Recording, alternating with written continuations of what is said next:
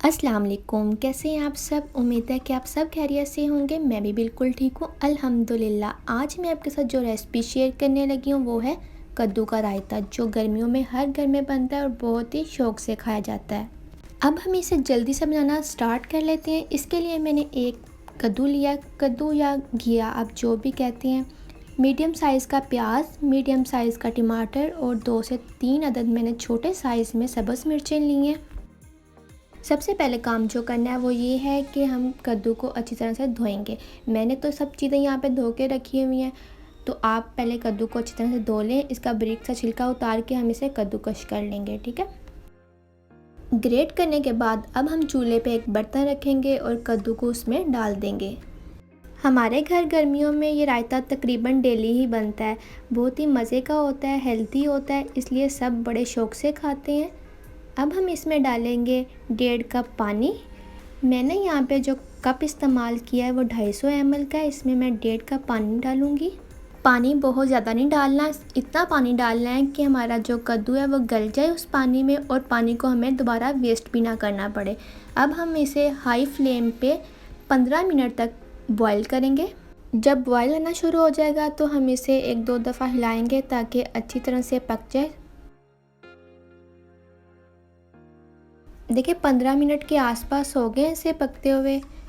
पानी भी जो है वो खुश्क हो गया। थोड़ा सा जो पानी ये रह गया है हम इसे निकालेंगे नहीं, क्योंकि सारा असर तो इस पानी में ही है, तो हम इसे वेस्ट नहीं करेंगे। तकरीबन आधे कप से भी थोड़ा पानी है। अब हम फ्लेम को बंद कर देंगे और इसे ठंडा होने के लिए रख देंगे रूम टेम्परेचर पे।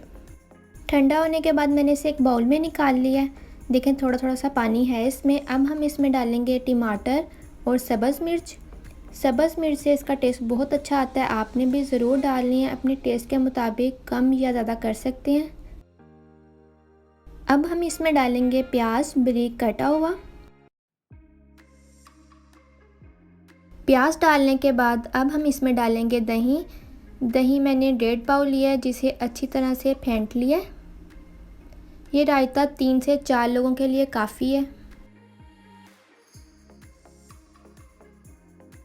आपने भी ये रायता ज़रूर ट्राई करना है और मुझे अपना फ़ीडबैक देना है कि आपको मेरी ये रेसिपी कैसी लगी है। अब हम इसमें डालेंगे आधा चाय का चम्मच नमक और आधा चाय का चम्मच काली मिर्च। मैं इसमें लाल मिर्च का इस्तेमाल नहीं करती, क्योंकि सब्ज़ मिर्च से और काली मिर्च से ही बहुत अच्छा टेस्ट आता है। अब हम इसे अच्छी तरह से मिक्स कर लेंगे।